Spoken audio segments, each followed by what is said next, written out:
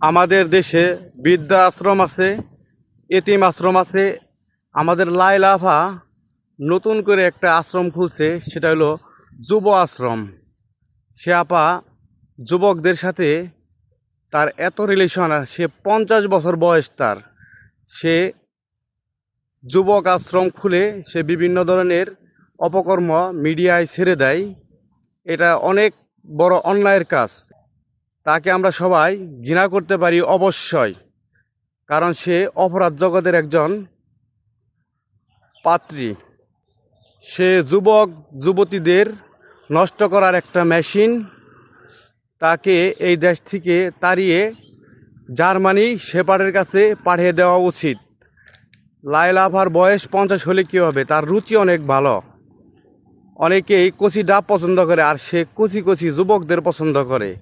তার রুচিটা অনেক ভালো, তাকে সবাই ঘৃণা করুন।